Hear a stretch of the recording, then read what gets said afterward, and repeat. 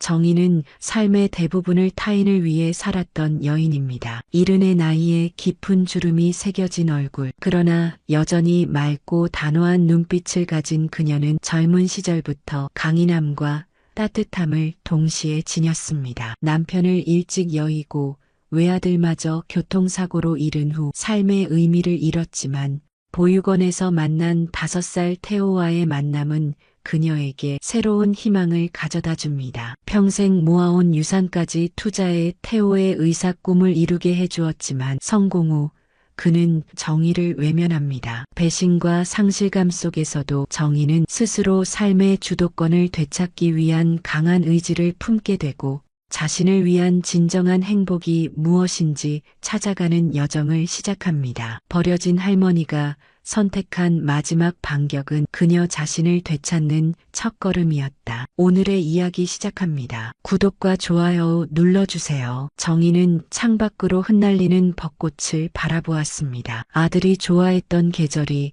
다시 찾아왔군요. 그녀는 살며시 창문을 닫았습니다. 세상의 아름다움조차 이제는 그저 아픔으로 다가올 뿐이었죠. 남편을 먼저 하늘나라로 보낸 지도 18년이 흘렀고 외아들마저 29의 꽃다운 나이에 교통사고로 잃은 지 이제 1년하고도 3개월이 지났습니다. 민호야, 엄마가 오늘도 잘 지내고 있다. 정희는 작은 제사상 앞에 놓인 아들의 사진을 쓰다듬었어요. 그 말이 거짓임을 자신도 잘 알고 있었습니다. 잘 지내기는커녕 살아있다는 것조차 의미가 없는 날들이었으니까요. 집은 언제나 텅 비어 있었습니다. 큰 소리로 웃던 아들의 목소리가 그립고 남편의 투박한 손길이 그리웠어요. 정희는 무거운 한숨을 내쉬며 냉장고를 열었습니다. 썩어가는 김치와 반쯤 먹다 만 밑반찬들, 먹고 싶은 마음이 없어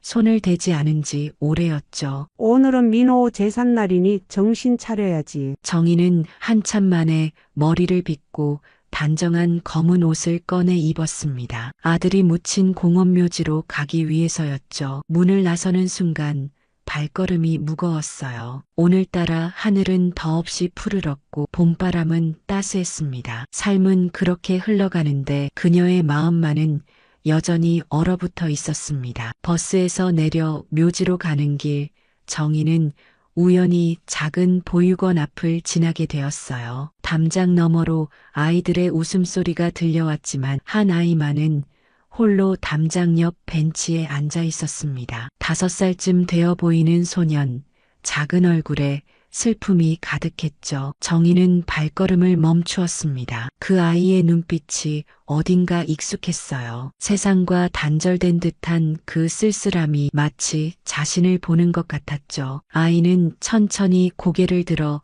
정희와 눈을 마주쳤습니다. 그 순간 정희의 가슴 속에서 무언가 미세하게 움직였어요. 오랫동안 얼어붙어 있던 그 무언가가 조금씩 녹아내리는 느낌이었습니다. 안녕, 거기 왜 혼자 있니? 아이는 대답하지 않았어요. 그저 커다란 눈으로 정희를 바라볼 뿐이었습니다. 정희는 천천히 담장 안으로 들어가 아이 곁에 앉았어요. 묘지에 가야 한다는 생각은 어느새 잊혀졌습니다. 이름이 뭐니? 짧은 침묵 끝에 나온 작은 목소리. 정희는 그 순간 아들의 어린 목소리를 떠올렸습니다. 태호라고 하는구나. 예쁜 이름이네. 정희는 작은 미소를 지었어요. 태호는 여전히 무표정한 얼굴로 바닥만 내려다보고 있었습니다. 아이의 손은 작았고 차가웠죠. 정희가 하늘을 올려다보니 오후의 햇살이 따스했습니다. 여기서 오래 살았니? 태호는 고개를 작게 끄덕였어요. 태어날 때부터요. 그 말에 정희의 가슴이 찡했습니다. 태어나자마자 버려진 아이, 누구의 사랑도 받지 못한 채 세상을 시작한 작은 생명이었죠. 정희는 문득 묘지에 가는 일을 잊었다는 사실을 깨달았어요. 하지만 이상하게도 죄책감이 들지 않았습니다. 오히려 오랜만에 마음이 평온해진 느낌이었죠. 할머니는 왜 여기 있어요? 태호의 갑작스러운 질문에 정희는 잠시 할 말을 잃었습니다. 그 순간 보육원 선생님이 태호를 부르는 소리가 들렸어요. 태호야, 점심시간이야. 정희는 아쉬운 마음으로 자리에서 일어났습니다. 그럼 난 이만 가볼게. 내일도 올 거예요? 태호의 질문에 정희는 순간 당황했어요. 그러나 그 작은 눈동자에 담긴 기대감을 보니 거절할 수 없었습니다. 그래, 내일도 올게. 그날 이후로 정희는 매일 보육원을 찾았어요. 처음에는 태호도 경계심을 풀지 않았고 보육원 선생님들도 의아해했습니다. 하지만 시간이 지날수록 태호는 조금씩 마음을 열었고 정희의 방문은 두 사람 모두에게 소중한 일과가 되었죠. 한 달이 지난 어느 날 태호가 정희의 손을 잡으며 물었어요. 할머니, 오늘은 무슨 이야기 해줄 거예요? 정희는 그 순간 가슴이 뭉클해졌습니다. 할머니라는 말이 이렇게 따뜻하게 느껴질 줄은 몰랐죠. 정희는 태호의 작은 손을 꼭 쥐었어요. 태호야, 할머니랑 같이 살래? 태호의 눈이 커다래졌습니다. 잠시 침묵이 흐르더니 아이의 눈에서 굵은 눈물이 흘러내렸어요. 정희는 태호를 품에 안았습니다. 그것은 결심이었죠. 남은 생을 태호와 함께하겠다는. 입양 절차는 쉽지 않았습니다. 65의 나이, 안정적인 수입이 없다는 점, 독신이라는 조건이 모두 불리했어요. 하지만 정희는 포기하지 않았습니다. 수십 번의 면접, 가정조사, 서류 작업을 거치며 끈질기게 노력했죠. 정희 씨 정말 확신하세요? 아이를 키우는 건 힘든 일입니다. 사회복지사의 말에 정희는 단호하게 대답했어요. 저에게는 태호가 필요하고 태호에게도 가족이 필요해요. 제가 할 수 있습니다. 6개월의 기나긴 과정 끝에 마침내 입양이 허가되었습니다. 태호가 정희의 집으로 온 날 오랫동안 침묵하던 집에 다시 생기가 돌았어요. 작은 방에 아이 침대를 들이고 오래된 장난감들을 꺼내 정리했습니다. 민호의 어린 시절 사진첩을 넣어두었던 서랍도 열었죠. 이제부터 우리 함께 살자, 태호야. 정희의 말에 태호는 처음으로 환하게 웃었습니다. 그 미소는 마치 봄날의 약속 같았어요. 새로운 시작, 그리고 희망이었죠. 태호와의 새로운 삶은 정희에게 활력을 불어넣었습니다. 매일 아침 6시 정희는 태호보다 먼저 일어나 아침 식사를 준비했어요. 밥과 국, 3가지 반찬은 기본이었습니다. 아이가 영양을 골고루 섭취해야 한다는 생각에 야채와 단백질을 꼭 챙겼죠. 태호야, 일어날 시간이야. 정희는 태호의 머리카락을 부드럽게 쓰다듬었습니다. 태호는 눈을 비비며 일어났어요. 처음에는 낯선 환경에 적응하지 못해 밤마다 울기도 했지만 이제는 제법 안정을 찾은 모습이었습니다. 할머니, 오늘은 유치원에서 소풍 가는 날이에요. 태호의 말에 정희는 깜짝 놀랐어요. 소풍 준비를 전혀 못했기 때문이었죠. 하지만 당황하는 기색 없이 재빨리 도시락을 꾸렸습니다. 김밥과 계란말이, 작은 과일까지. 태호의 눈이 반짝였어요. 우와, 할머니가 만든 도시락이다. 그 순수한 기쁨에 정희도 함께 웃었습니다. 이렇게 소소한 일상이 쌓여가며 둘의 유대는 깊어졌어요. 태호는 총명하고 배려심 깊은 아이로 자라났습니다. 유치원에서도 선생님들의 칭찬이 끊이지 않았죠. 시간은 빠르게 흘러 태호는 초등학교에 입학했습니다. 학교에서는 늘 우수한 성적을 거두었어요. 특히 수학과 과학에 타고난 재능을 보였죠. 정희는 태호의 학업을 뒷받침하기 위해 더 많은 일을 했습니다. 새벽에는 신문을 돌렸고 낮에는 식당에서 설거지를, 저녁에는 마트 진열 일을 했어요. 할머니, 이렇게 많이 일하시면 몸 상하실 거예요. 12살이 된 태호가 걱정스럽게 말했습니다. 정희는 미소를 지으며 태호의 머리를 쓰다듬었어요. 괜찮아. 할머니는 아직 건강해. 태호가 공부만 열심히 하면 돼. 정희의 희생은 헛되지 않았습니다. 태호는 중학교에 진학해서도 전교 수석을 놓치지 않았어요. 선생님들은 태호가 의사나 과학자가 될 만한 잠재력이 있다고 칭찬했죠. 그 말을 들을 때마다 정희의 가슴은 뿌듯함으로 가득 찼습니다. 태호야, 꿈이 뭐니? 어느 저녁 정희가 물었어요. 태호는 잠시 생각하더니 진지한 표정으로 대답했습니다. 의사가 되고 싶어요. 아픈 사람들을 돕고 싶어요. 할머니도 제가 치료해 드릴 거예요. 정희는 눈시울이 붉어졌어요. 한때는 정희도 태호에게 민호의 그림자를 보았지만 이제는 그저 자신의 소중한 아들일 뿐이었습니다. 피는 섞이지 않았어도 마음으로는 진짜 가족이 되었죠. 고등학교 시절 태호는 더욱 열심히 공부했습니다. 밤늦게까지 책상에 앉아 공부하는 모습을 볼 때마다 정희는 가슴이 아팠어요. 그래도 아이의 꿈을 위해 묵묵히 지원했죠. 간식을 챙겨주고 따뜻한 우유를 타주는 작은 일들로 사랑을 표현했습니다. 수능날 태호는 떨리는 마음으로 시험장에 들어갔어요. 정희는 학교 앞에서 하루 종일 기다렸습니다. 태호가 나오자 그의 표정만 봐도 알 수 있었어요. 성공이었죠. 할머니, 제가 해냈어요. 의대에 갈 수 있을 것 같아요. 정희는 태호를 꼭 안아주었습니다. 그날 밤 정희는 오랜만에 편안한 마음으로 잠들었어요. 하지만 며칠 후 현실적인 문제가 다가왔습니다. 의대 등록금은 상상을 초월할 만큼 비쌌죠. 의대 합격 소식은 기쁨과 동시에 큰 부담으로 다가왔습니다. 정희는 통장 잔고를 확인했어요. 평생 모은 돈으로도 첫 학기 등록금을 겨우 댈 수 있을 정도였죠. 나머지 7년을 어떻게 버틸지 생각만으로도 막막했습니다. 할머니, 괜찮아요. 제가 아르바이트를 할게요. 장학금도 노력해 볼 거고요. 태호의 말에 정희는 고개를 저었어요. 의대 공부가 얼마나 힘든데 아르바이트까지 어떻게 하니? 할머니가 방법을 찾을게. 밤마다 정희는 고민했습니다. 더 많은 일을 할까? 아니면 대출을 받을까? 그러나 나이 70의 노인에게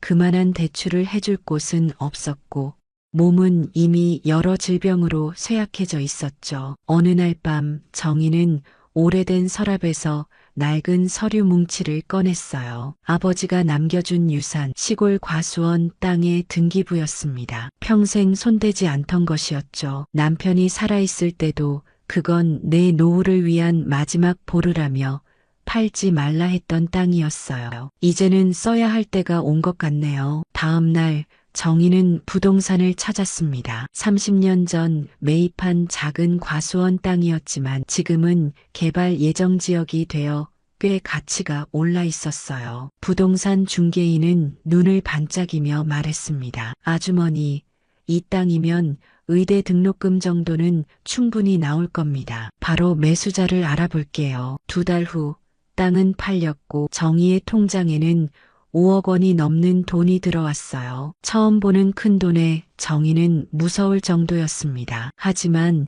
이 돈으로 태호의 미래가 열린다고 생각하니 후회는 없었죠. 태호야, 이제 공부만 열심히 하렴. 돈 걱정은 하지 마. 태호의 눈에는 눈물이 고였어요. 할머니, 제가 꼭 성공해서 은혜 갚을게요. 정희는 그저 웃으며 태호의 등을 토닥였습니다. 그녀에게는 태호의 성공 자체가 가장 큰 보답이었으니까요. 의대 생활은 태호에게도 정희에게도 쉽지 않았습니다. 태호는 밤낮 없이 공부했고 정희는 혼자 집을 지켰어요. 방학 때만 잠깐 만나는 일상이 되었죠. 그렇게 1년, 2년이 흘렀습니다. 3년째 되던 해 태호의 변화가 느껴지기 시작했어요. 귀가하는 횟수가 줄었고 전화도 뜸해졌습니다. 방학에도 연구실 일이나 해외 연수 프로그램으로 바쁘다며 집에 거의 오지 않았죠. 할머니, 미안해요. 이번에도 못 가요. 중요한 논문 준비 중이라. 전화 너머로 들려오는 태호의 목소리에서 정희는 왠지 모를 거리감을 느꼈습니다. 그래도 이해하려 했어요. 의대 생활이 얼마나 바쁘겠니? 공부에 집중해야지. 정희의 건강은 점점 나빠졌습니다. 무릎 관절염으로 걷기가 힘들어졌고 고혈압과 당뇨도 찾아왔어요. 병원비는 계속 늘어갔지만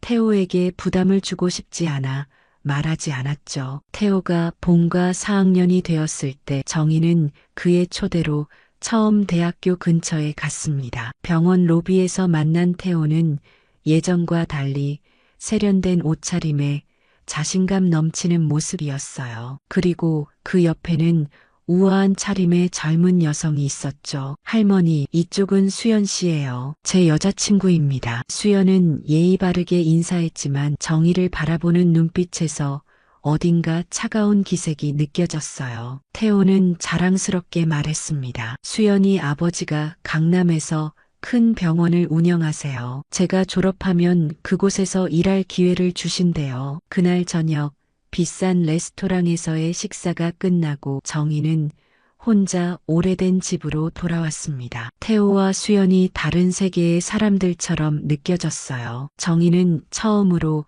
자신과 태호 사이의 깊은 골을 직감했습니다. 태호의 졸업식 날 정희는 몸이 좋지 않았지만 기어코 참석했습니다. 의사 가운을 입은 태호의 모습은 정말 자랑스러웠어요. 그러나 정희는 식장의 구석진 자리에 앉아 있었고 태호의 시선은 좀처럼 그녀에게 닿지 않았습니다. 그의 곁에는 언제나 수연과 수연의 부모님이 있었죠. 정희는 그 모습을 멀리서 지켜보았습니다. 태호의 새 가족이라도 된 듯한 그들 사이에서 정희는 이방인 같은 기분이었어요. 졸업식이 끝나고 태호가 정희에게 다가왔습니다. 그의 표정은 어색했어요. 할머니, 오셨네요. 몸은 좀 어떠세요? 정희는 미소를 지었습니다. 괜찮아. 우리 태호가 의사 되는 모습을 보니 이 할미 이제 죽어도 여한이 없구나. 태호는 잠시 죄책감에 휩싸인 듯 했지만 곧 수연이 다가오자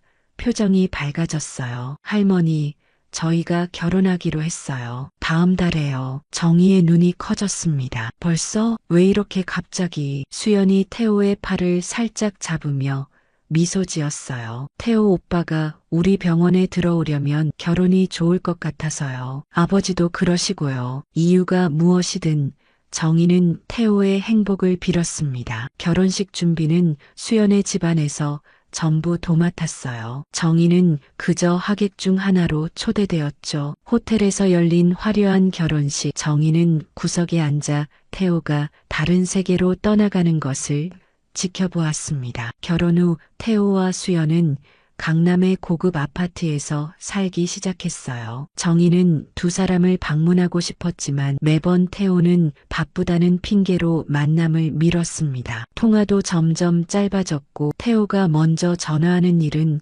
거의 없었죠. 어느 날 정희는 용기를 내어 태호의 병원을 찾아갔습니다. 로비에서 한참을 기다린 끝에 태호를 만날 수 있었어요. 그러나 태호의 표정은 당혹스러웠습니다. 할머니, 왜 미리 연락도 없이 오셨어요? 지금 환자들이 많아서. 정희는 서둘러 일어섰어요. 미안하다, 바쁜데. 그냥 얼굴 한번 보고 싶어서. 그날 이후 정희는 태호에게 부담을 주지 않기로 했습니다. 그러나 몸은 점점 쇠약해졌어요. 겨울이 오자 관절염은 더 심해졌고 당뇨 합병증으로 시력도 나빠졌습니다. 병원비는 감당하기 어려울 정도로 불어났죠. 결국 정희는 작은 집마저 포기하고 반지하 월세방으로 이사해야 했어요. 태호에게는 알리지 않았습니다. 그가 걱정할까봐 또 그의 새 가정에 부담이 될까봐 두려웠죠. 어느 추운 겨울날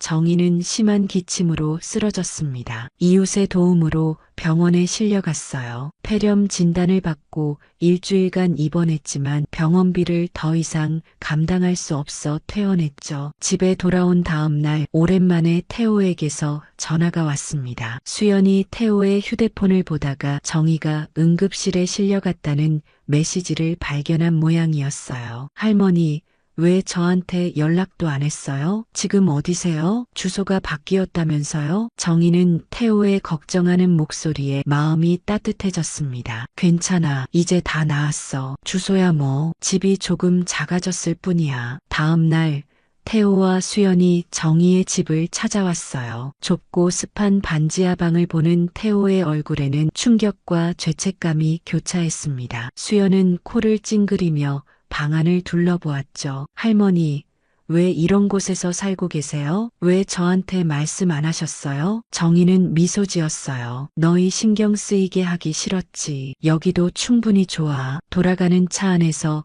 수연이 태호에게 말했습니다. 오빠, 이러면 안 되잖아. 할머니를 요양원에 모시는 게 어때? 거기가 훨씬 깨끗하고 의료 서비스도 받을 수 있을 텐데. 태호는 잠시 생각에 잠겼어요. 그리고 천천히 고개를 끄덕였습니다. 일주일 후 태호는 고급스러운 브로슈어 한 장을 들고 정희를 찾아왔습니다. 정희는 오랜만에 태호가 혼자 방문한 것이 반가웠어요. 이제는 늘 수연과 함께였으니까요. 할머니, 좋은 곳을 알아봤어요. 골든라이프 시니어 타운이라고 최고급 요양시설이에요. 태호는 브로슈어를 펼쳐 보여주었습니다. 호텔 같은 외관에 아름다운 정원, 수영장까지 갖춘 화려한 시설이었어요. 정희는 태호의 얼굴을 물끄러미 바라보았습니다. 태호야, 할머니는 요양원에 갈 생각이 없단다. 태호의 표정이 굳었어요. 하지만 할머니,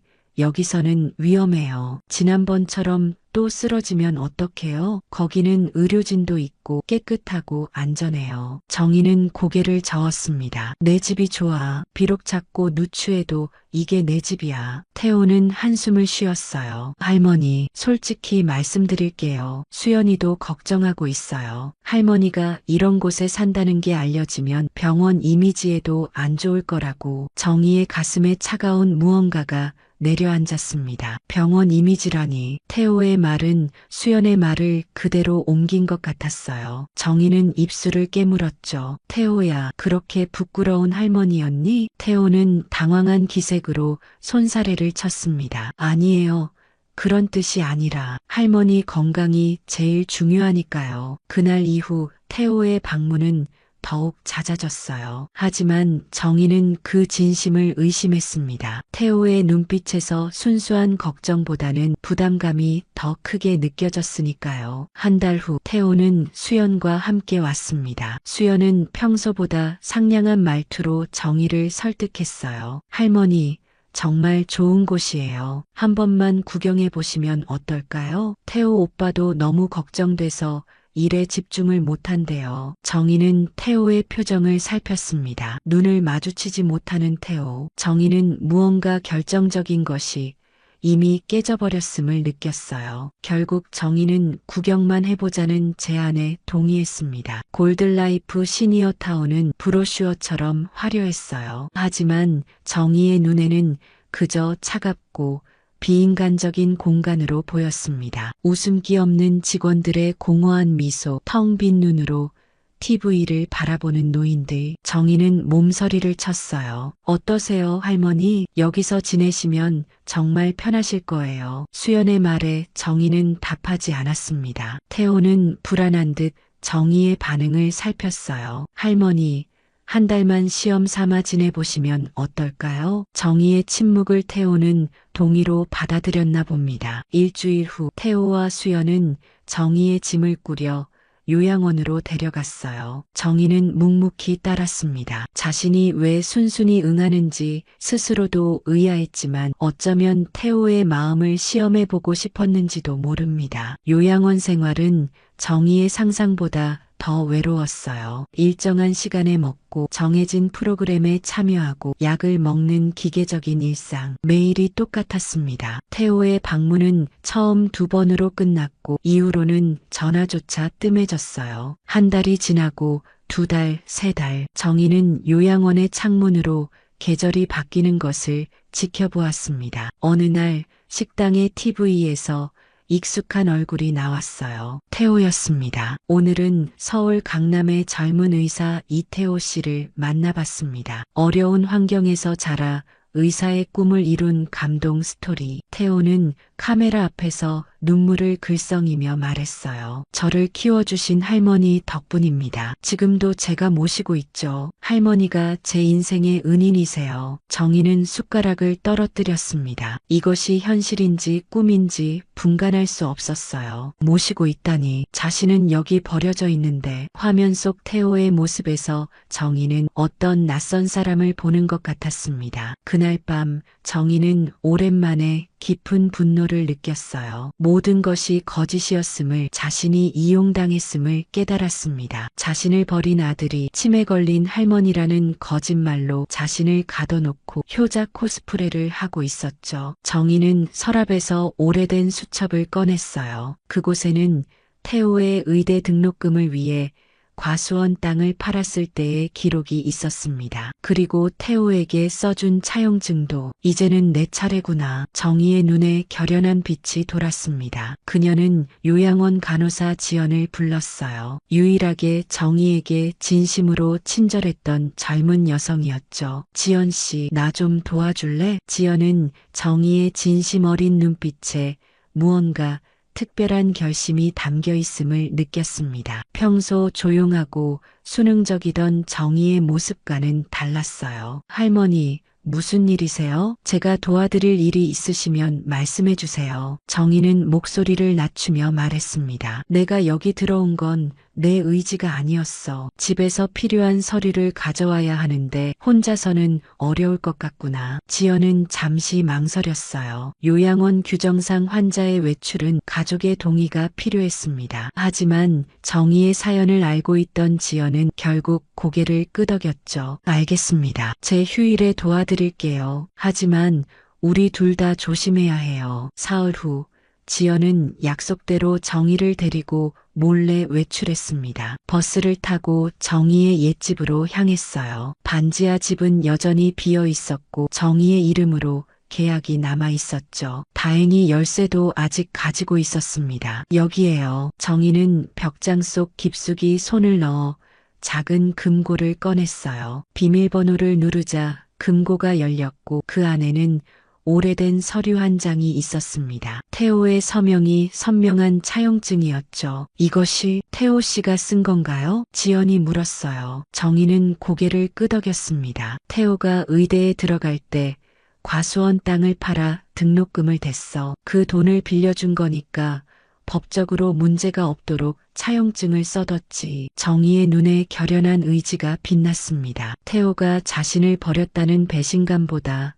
거짓말로 자신을 가둬놓았다는 사실이 더 참을 수 없었어요. 할머니, 이제 어떻게 하실 건가요? 정희는 깊은 숨을 내쉬었습니다. 변호사를 만나야겠어. 내 권리를 찾고 싶구나. 지연의 도움으로 정희는 유능한 변호사를 소개받았어요. 김 변호사는 차용증을 검토한 후 고개를 끄덕였습니다. 이 문서는 법적으로 유효합니다. 이태호 씨에게 대여금 반환 소송을 제기할 수 있어요. 하지만 정말 그렇게 하시겠습니까? 손자인데. 정희의 표정은 단호했어요. 그는 더 이상 내 손자가 아닙니다. 진행해 주세요. 소송은 신속하게 진행되었습니다. 정희가 요양원에 갇혀 있다는 사실, 태호가 그녀를 방치했다는 점, 거기에 차용증까지 더해져 언론의 관심을 끌기에 충분했어요. 효자 의사의 이면에 숨겨진 진실이라는 타이틀로 뉴스가 보도되었습니다. 반지하에 홀로 사시던 할머니를 허락 없이 요양원에 입소시키고 빌린 돈을 갚지 않은 채 효자 이미지로 병원 홍보에 활용했다는 의혹이 뉴스가 나간 다음 날 태호의 병원 앞에는 기자들이 몰려들었어요. SNS에서는 분노한 누리꾼들의 댓글이 폭주했습니다. 태호의 병원 계좌는 가압류되었고 환자들은 하나둘 빠져나가기 시작했죠. 태호는 다급히 정희에게 전화했습니다. 할머니, 왜 이러세요? 우리 가족 간에 할 일이 아니잖아요. 제발 소송 취하해 주세요. 정희는 차분하게 대답했어요. 가족? 내가 날 가족이라고 생각한 적이 있니? 요양원에 버리고 거짓말까지 했으면서. 태호의 목소리가 떨렸습니다. 할머니, 시간을 주세요. 다 해결해 드릴게요. 수연이도 지금. 수연은 어떻게 됐니? 태호는 한참을 침묵했어요. 수연이가 떠났어요. 병원도 위기고. 정희는 예상했던 일이었습니다. 태호를 사랑한 게 아니라 성공한 의사라는 타이틀을 사랑했던 수연이 위기의 순간에 떠난 것은 당연했죠. 법원의 판결은 정희의 손을 들어주었습니다. 5억 원의 대여금과 이자, 그리고 정신적 피해 배상금까지 태호가 지불해야 했어요. 그러나 이미 병원은 파산 직전이었고 태호의 재산은 얼마 남지 않았습니다. 정희가 요양원을 나오는 날 태호가 찾아왔어요. 한 달 사이 그는 완전히 달라진 모습이었습니다. 수척해진 얼굴, 피곤에 절은 표정, 정희 앞에 무릎을 꿇고 울며 용서를 빌었죠. 할머니, 정말 죄송합니다. 제가 욕심에 눈이 멀었어요. 다시 한 번만 기회를 주세요. 진심으로 효도하겠습니다. 정희는 태호를 내려다보았어요. 한때는 그토록 사랑했던 손자였지만 이제 그의 눈에서 진정성을 찾을 수 없었습니다. 절망에 빠진 사람의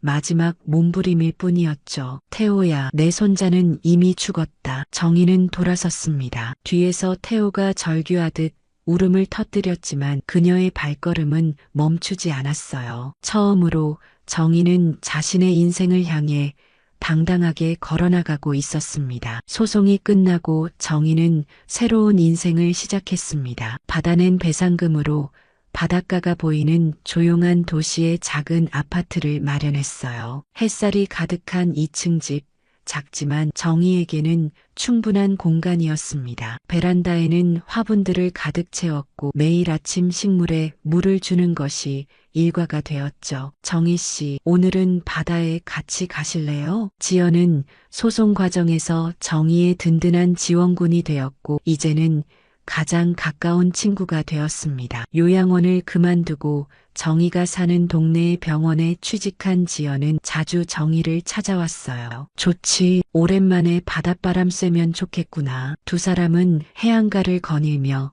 이야기를 나눴습니다. 정희의 얼굴에는 오랜만에 평화로운 미소가 깃들었어요. 과거의 상처는 아직 남아 있었지만 이제는 그것을 안고 앞으로 나아갈 수 있는 힘이 생겼습니다. 지연 씨, 난 이제 새로운 꿈이 생겼어. 지연이 궁금한 듯 정희를 바라보았죠. 무슨 꿈인데요? 버려진 아이들을 돕고 싶어. 내가 태호를 만났던 것처럼 다른 아이들에게도 가족의 온기를 전해주고 싶구나. 그렇게 정희는 지역 보육원의 자원봉사자가 되었습니다. 일주일에 3번 아이들에게 책을 읽어주고 따뜻한 손길을 전하는 일이었어요. 특히 가족의 사랑을 받지 못하는 아이들에게 각별한 애정을 쏟았습니다. 할머니, 오늘은 어떤 이야기 들려주실 거예요? 8살 소녀 미나가 정희의 무릎에 앉아 물었어요. 정희는 미소를 지으며 아이의 머리를 쓰다듬었습니다. 오늘은 봄날의 약속이라는 이야기를 들려줄게. 정희는 자신의 이야기를 동화처럼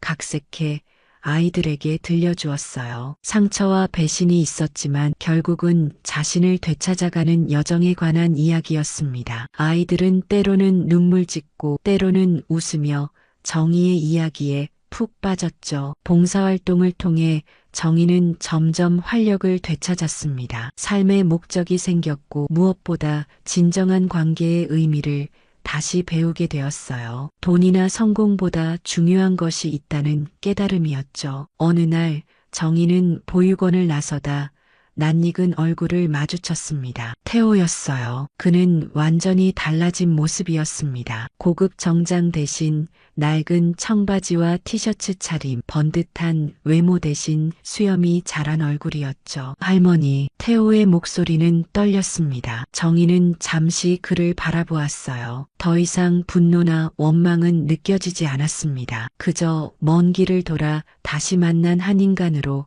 태호를 바라보았죠. 어떻게 지내니? 정희의 담담한 질문에 태호는 눈물을 참으며 대답했어요. 다시 시작하고 있어요. 작은 의원을 열었어요. 지방의 소외된 동네에서 제가 진짜 필요한 곳에서요. 태호는 모든 것을 잃은 후 자신을 돌아보게 되었다고 했습니다. 화려한 병원과 부, 명예가 아닌 진정한 의사의 길을 찾아 시골로 내려갔다고 했어요. 하루에도 수십 명의 노인들을 무료로 진료하고 가난한 아이들의 건강을 돌보는 일을 시작했다고 했습니다. 할머니, 용서는 바라지 않아요. 다만 제가 변했다는 것을 알아주셨으면 해서요. 정희는 묵묵히 태호의 이야기를 들었습니다. 그의 눈에서 진정성이 보였어요. 태호는 마지막으로 한 장의 봉투를 내밀었습니다. 제가 모은 돈이에요. 많지는 않지만 할머니께 진 빚의 일부라도 갚고 싶어서요. 정희는 봉투를 받아들었지만 곧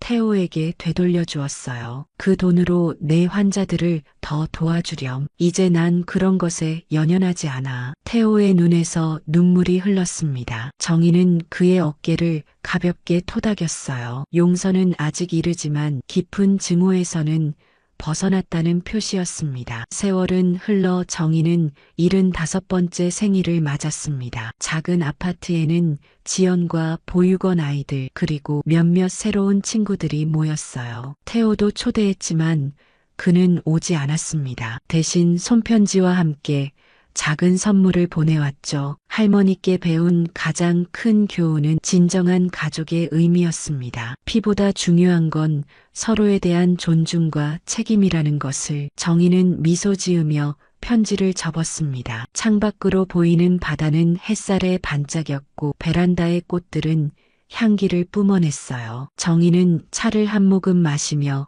깊은 숨을 들이쉬었습니다. 이제 그녀는 알고 있었어요. 진정한 행복은 자신의 인생을 스스로 선택하는 용기에서 온다는 것을, 그리고 그 선택을 후회 없이 받아들이는 것에서 온다는 것을. 정희의 삶은 여전히 진행 중이었고 그녀는 매 순간을 온전히 자신의 것으로 만들어가고 있었습니다. 봄날의 약속, 내 자신과의 약속을 지켰구나. 정희는 가만히 중얼거렸습니다. 창문 너머로 불어오는 바람이 그녀의 머리카락을 부드럽게 흩트렸고 그녀의 얼굴에는 평화로운 미소가 번졌습니다. 이것이 바로 그녀가 찾던 구원이었습니다. 누군가에 의해서가 아닌 스스로 찾아낸 구원이었죠. 봄날의 약속은 이렇게 완성되었습니다. 자신을 찾아가는 여정, 상처를 극복하고 다시 일어서는 이야기, 그리고 무엇보다 자신의 삶을 온전히 살아가는 한 노년 여성의 강인한 의지와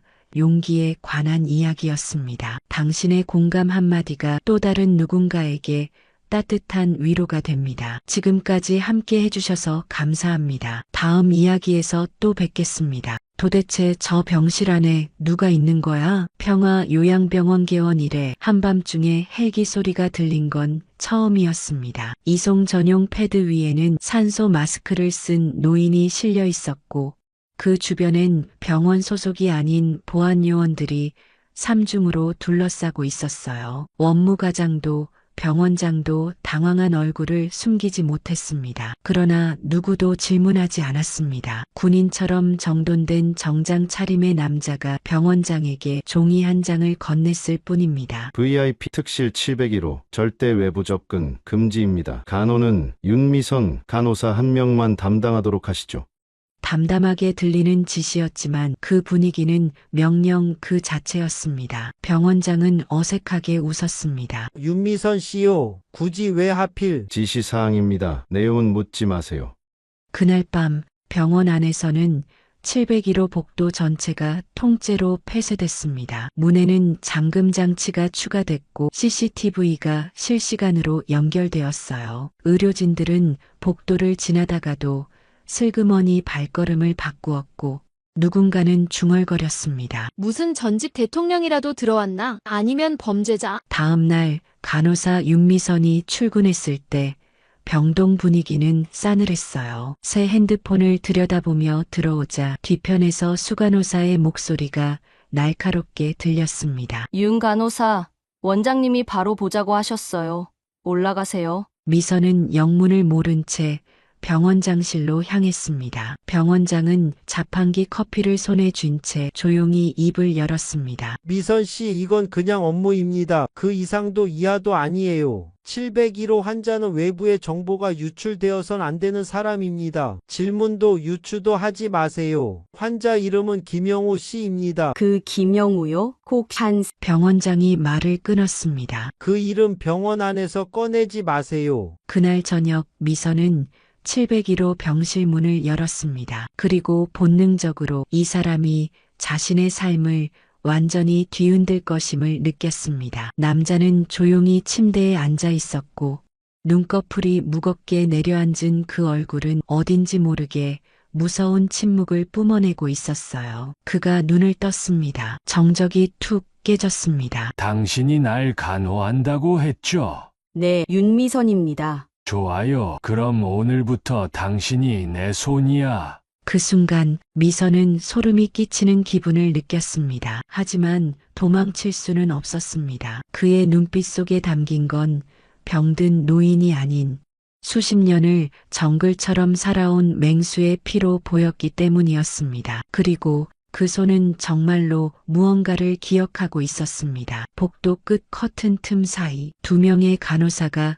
커피를 손에 쥔 채 조심스럽게 몸을 기울였습니다. 야, 너 그 얘기 들었어? 윤미선, 그 회장님 전담 맡았다며? 에이, 그건 나도 들었지. 근데 더 웃긴 건 그거 하고부터 출근길에 택시 탄다. 맞아, 나 어제 봤다니까. 샤넬 립스틱 발랐던데? 원래 얼굴에 물도 안 바르던 애가 갑자기 웬 화장이야? 두 사람의 목소리는 작았지만 눈빛은 빠르게 날카로워졌습니다. 말끝마다 웃음이 섞였고 혀는 습관처럼 입술을 놀렸습니다. 근데 그 회장 이름 알지? 김영우. 거기 그 재단 그거 뒷돈 돌린다고 뉴스에 나왔던. 그러니까 미선이 이번에 거기서 한턱 제대로 받았다는 소문도 있어. 복도 반대편 수간호사 박 실장이 서 있었습니다. 눈썹이 스쳐 올라가더니 뒤도 안 보고 말했습니다. 이 일은 일로 하세요.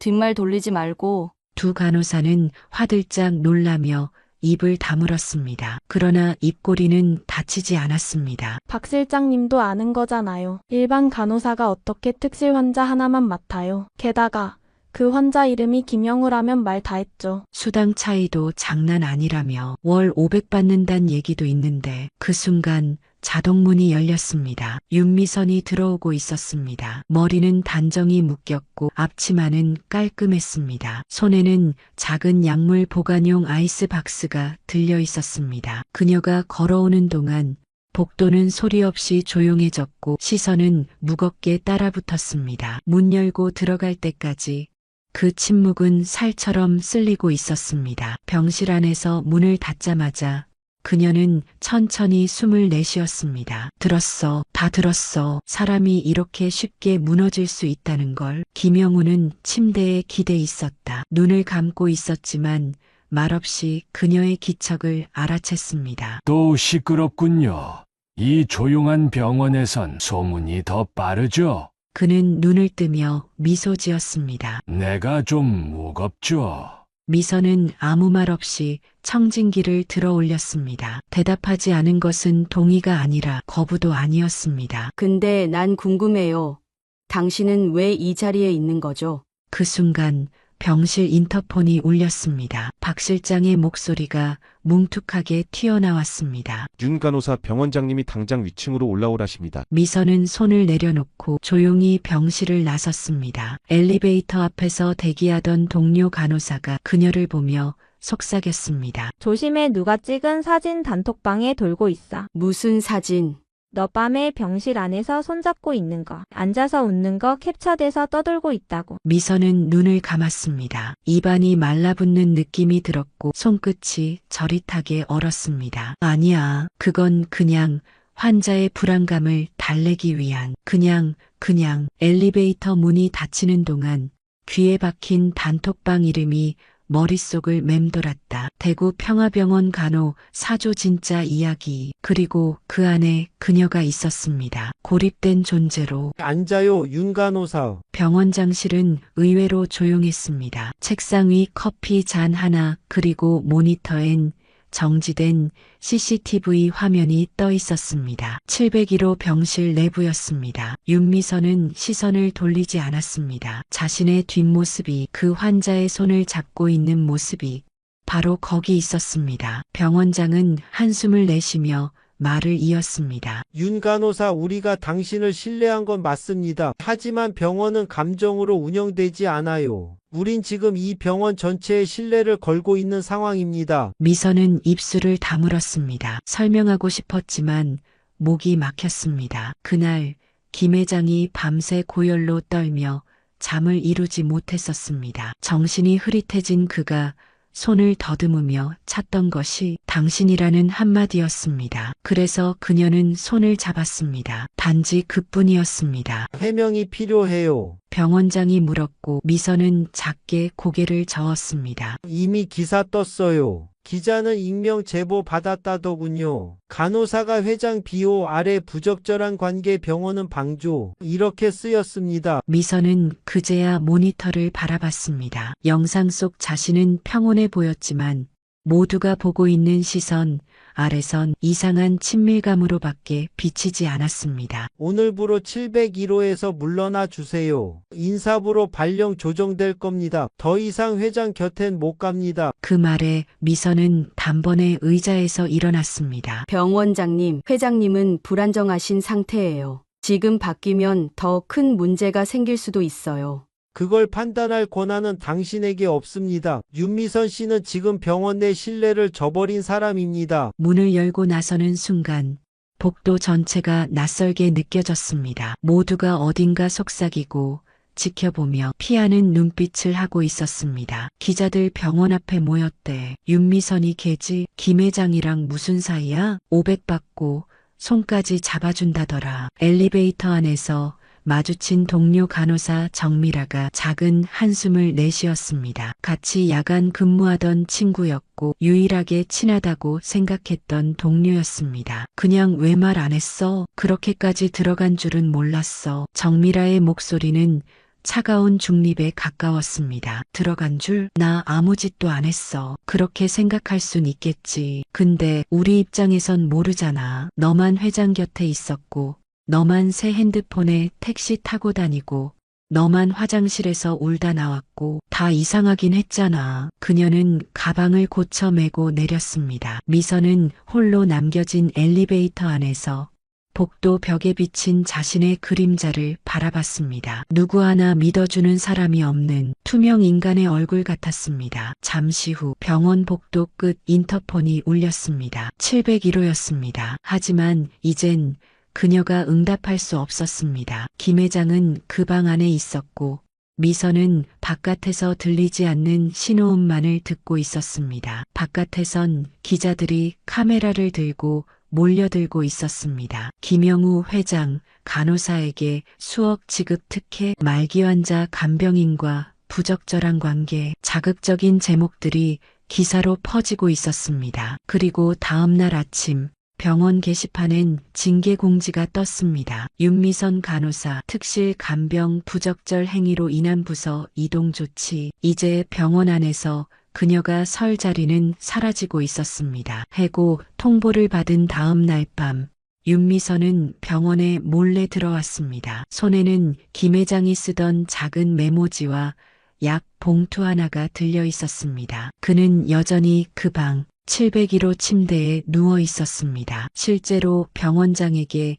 정식 허락 없이 병실을 드나드는 건 규정 위반이었지만 이 순간만큼은 미선도 그런 형식 따위는 중요하지 않았습니다. 병실 안엔 간접 조명만 켜져 있었습니다. 회장은 눈을 감은 채 숨을 고르고 있었고 그가 머리를 기댄 베갯잎은 조금 축축해져 있었습니다. 미선이 조심스럽게 다가가 그의 곁에 앉았습니다. 괜찮으세요? 그쪽 목소리 들으면 좀 나아지는 것 같소. 회장은 천천히 눈을 떴습니다. 사람들 다 당신 탓이라 하더군요. 그게 세상이니까요. 누군가는 누군가를 희생시켜야 균형을 맞추는 것처럼 살죠. 그 말에 김영우는 미소를 지었습니다. 하지만 그 미소는 고통처럼 굳어 있었습니다. 그 순간 병실 문이 노크도 없이 열렸습니다. 엄마, 윤준노였다. 인턴 마친 후 병원에 서류 전달차 들른 아들은 예상 못한 상황에 놀라 눈이 커졌습니다. 여기 왜 와 있어? 미선은 당황했지만 말을 잇기도 전에 준노가 김 회장의 머리맡 액자 속 사진을 바라보았습니다. 젊은 시절 김 회장과 몇 명의 중년 남성들이 어깨동무를 한 흑백 사진이었습니다. 그중 한 남자를 가리키며 준노는 굳은 표정으로 물었습니다. 이 사람 누구죠? 이 사진에 있는 분. 김 회장은 눈을 감았습니다. 숨이 잠깐 멎는 듯 하다가 그가 중얼거리듯 말했습니다. 윤상철 그날도 비가 왔지. 그 사람은 우리 가족을 위해 죽었소. 정적이 가라앉은 병실 안 모든 공기가 정지된 듯 했습니다. 윤미선은 숨을 삼켰습니다. 입술이 떨리기 시작했습니다. 지금 뭐라고 하셨죠? 윤상철 그분은. 김 회장은 천천히 고개를 돌렸습니다. 왜 아시오? 미선은 입을 다물었습니다. 하지만 그 침묵은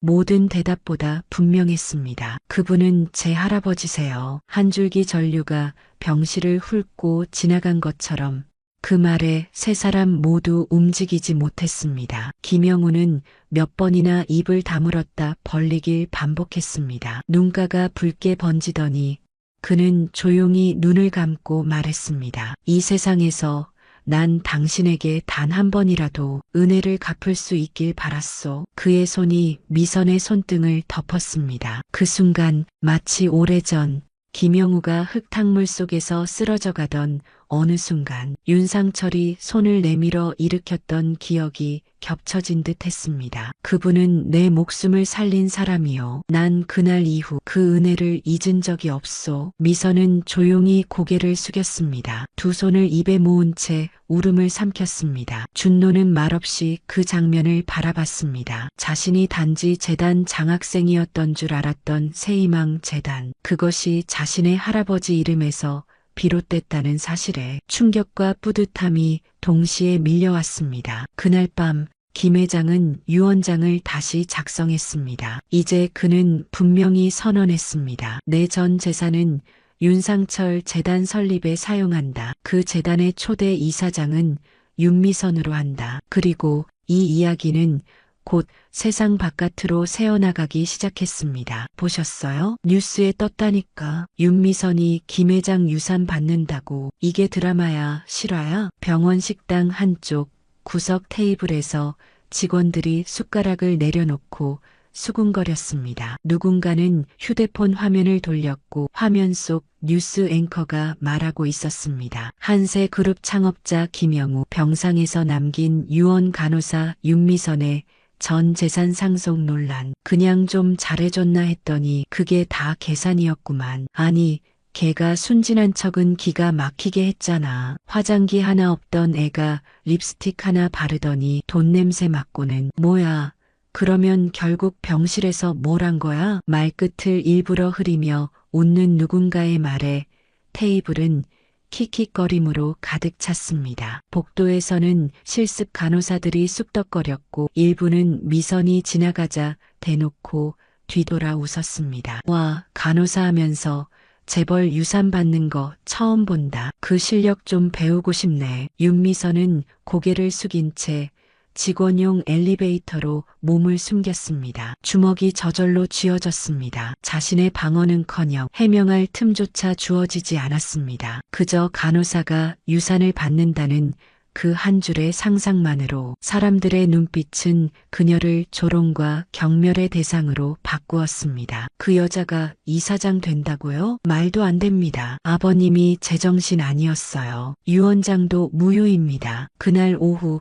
김 회장의 친족들이 병원장실로 몰려왔습니다. 법률 대리인을 대동한 채 유언장 효력 무효 소송을 공식 선언했습니다. 김영우 회장은 당시 약물 과다 복용 상태였고 판단력이 흐려져 있었습니다. 윤미선이라는 간호사가 회장의 감정을 교묘히 이용해 사적 이익을 챙겼습니다. 그 목소리는 기자회견장을 방불케 했고 몇몇 기자들은 이미 병원 정문 앞에 캠프를 차려놓은 상태였습니다. 병상 유언 논란 윤미선 간호사, 김 회장 유산 편취 의혹에 휘말려 전국 재산 1000억대, 불법 상속, 미스터리 간호사의 정체, 미선의 사진이 뉴스 화면 아래 자막과 함께 실렸습니다. 흑백으로 처리된 그녀의 얼굴은 마치 무언가 감춘 범죄자처럼 연출되어 있었습니다. 심지어 온라인 커뮤니티에서는 말도 안 되는 소문들이 떠돌기 시작했습니다. 미선이 사실 김 회장이 숨겨둔 딸이라는 썰 있음. 그 간호사 예전에 채무 불이행자였대. 재산 노린 거 맞잖아. 간병인에서 재벌 이사장이라니. K드라마 실화. 그녀의 과거 병원 경력까지 낱낱이 파헤쳐졌고 가족 사진, 아들의 인턴 기록까지 언론에 흘러들기 시작했습니다. 일상은 파편처럼 흩어졌습니다. 가장 고통스러웠던 건 같이 야근을 나누던 간호사 정미라의 입에서 흘러나온 말이었습니다. 나도 그 자리에 있었으면 나도 손 한번 잡아줬을 걸 그랬다. 미선은 아무 말도 하지 않았습니다. 웃지도 울지도 않았습니다. 그녀는 그날 밤 병원 숙직실에 홀로 앉아 김영우 회장의 수첩을 꺼냈습니다. 그 안엔 그의 글씨로 적힌 이름 하나, 윤상철, 세상에 갚지 못한 단 하나의 이름. 그 문장을 천천히 따라 읽으며 미선은 다시 숨을 가다듬었습니다. 세상은 오해했고,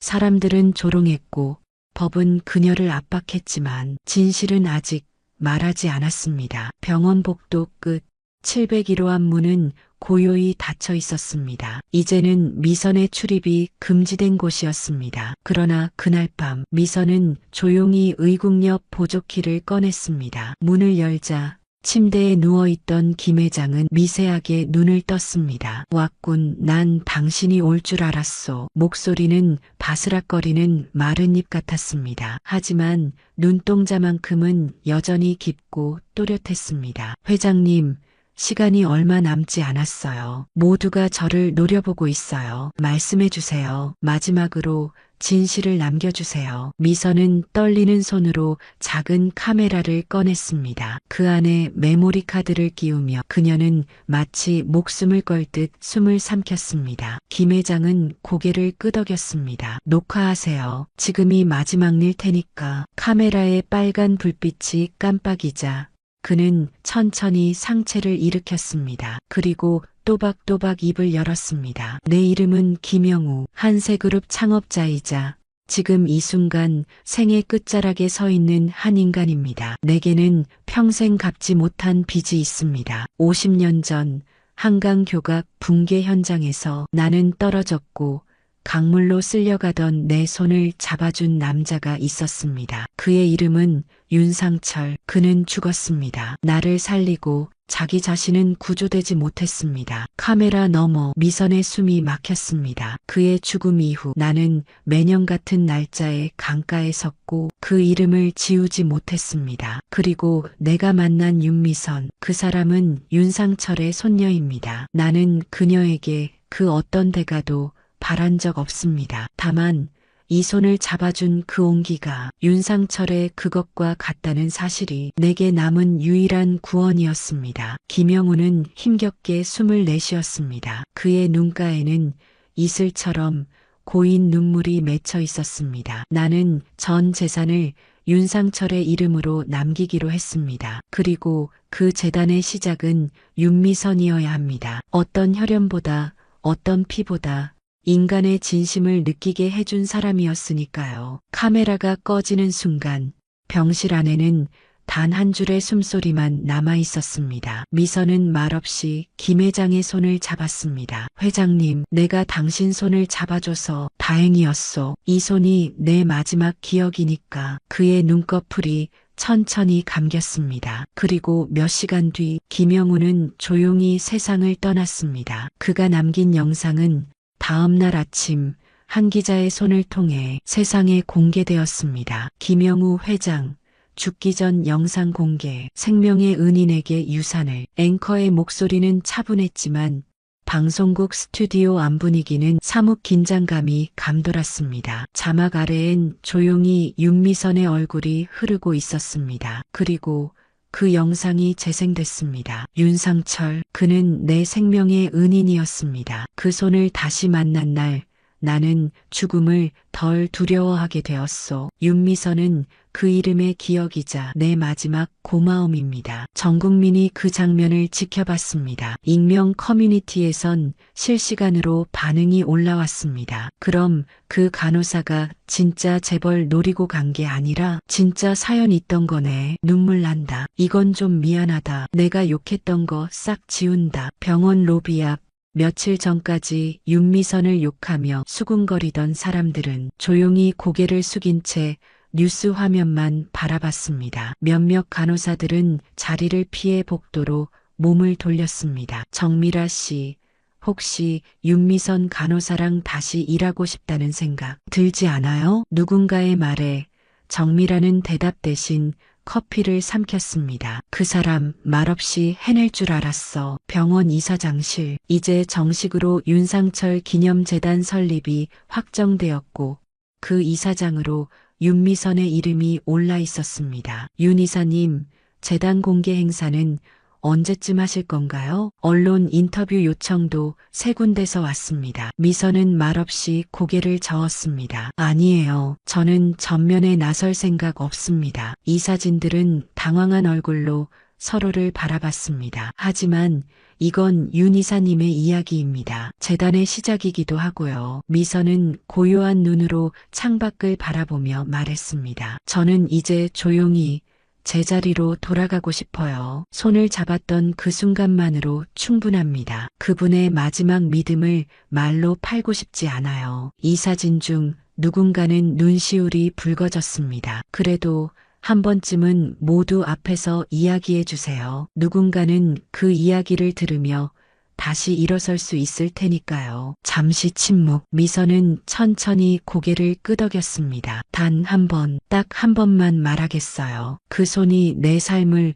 어떻게 바꿨는지에 대해. 그날 밤 미선은 병실에서 찍은 영상의 마지막 장면을 다시 재생했습니다. 김 회장이 침대 위에서 말하던 마지막 말. 미선 씨, 당신의 손은 따뜻했소. 윤상철이 내게 건넸던 그 손처럼 살아있는 동안 누구 하나라도 그렇게 잡아준다면 그건 이미 살아있는 이유가 되는 겁니다. 화면이 꺼지자 미선은 조용히 눈을 감았습니다. 그리고 핸드폰을 들어 순덕이 어르신 보호자라고 저장된 번호로 전화를 걸었습니다. 네, 윤 간호사님, 그 어르신 이사 가신 요양원 인력 부족하다 했죠? 네, 지금 간병인 2명이 빠졌어요. 저 다시 돌아갈 수 있을까요? 간호사님이요? 정말요? 네, 이제 제자리로 돌아가려고요. 그게 제가 가장 잘할 수 있는 일이니까요. 새벽 공기는 다시 차가워졌습니다. 침대 위 환자의 이마에 묻은 식은땀을 조심스레 닦으며 윤미선은 숨을 고릅니다. 괜찮으세요, 어르신. 오늘은 꿈 좀 덜 꾸셨나 봐요. 순덕 어르신은 눈을 감은 채 고개를 끄덕였습니다. 요양원 새벽 교대 시간은 언제나 고요했습니다. 간병일지에 체온과 맥박을 적으며 미선은 어제보다 조금 더 느린 손놀림을 의식합니다. 그녀의 심장은 가끔 건너뜁니다. 작은 계단을 오르다 멈칫할 때면 이제 그만 쉬어야 하나 싶은 생각이 들지만 누군가의 손을 놓는 일은 쉽지 않았습니다. 의사인 아들 준노는 몇 번이고 말했습니다. 엄마, 이제 병원에 상근으로 계세요. 재단도 있고 현장 나가실 나이 아니잖아요. 미선은 조용히 고개를 저었습니다. 엄마는 지금이 제일 편해. 여기 있는 손들, 이 손 하나로 덮어줄 수 있을 때 그때가 진짜 살아있는 느낌이야. 그리고 다시 환자 옆에 앉습니다. 그날도 별다를 것 없이 시작됐습니다. 새벽 5시 전날 야간일지를 확인하고 식사 보조하며 거동이 불편한 환자를 세심하게 챙겼습니다. 그날 미선은 작은 기침을 하더니 1시간 뒤 조용히 의료실 한켠에 앉아 잠시 눈을 감았습니다. 그것이 마지막이었습니다. 담당 간호사가 발견했을 때 윤미선은 자신의 이름표가 달린 앞치마를 입고 손엔 아직도 젖은 수건을 들고 있었습니다. 차가운 몸 위에도 그녀의 표정은 평온했습니다. 눈가엔 미세한 웃음이 남아 있었고 한 손은 무의식 중에도 환자의 손등을 살며시 덮고 있었습니다. 마지막 순간까지 누군가의 손을 놓지 않았구나. 그 말을 요양원 원장이 울음을 참으며 남겼습니다. 장례는 재단 명의로 치러졌습니다. 전국에서 도움을 받았던 이들이 조문하러 몰려왔고 병원 동료, 과거 윤상철을 기억하던 동네 어르신들까지 조용히 빈소 앞에서 고개를 숙였습니다. 조물록 첫 장에 적힌 글, 누군가의 글씨로 또박또박 쓰여 있었습니다. 당신은 세상의 손이었고 우리는 그 손 덕분에 조금 더 오래 버틸 수 있었습니다. 이후 윤미선 손기념관은 조용한 모퉁이에 세워졌습니다. 그 안에는 국밥집 시절 입었던 앞치마, 김 회장이 남긴 영상, 그리고 수천 명의 손을 붙잡아주던 사진들이 한 장 한 장 담겨 있었습니다. 빛바랜 사진 속 한 간병인의 손이 누군가의 눈물을 닦고 있었습니다. 그리고 그 밑에 적힌 문장 하나. 우리는 손으로 안아야 할 때가 있습니다. 말 대신 손이 먼저 기억하니까요.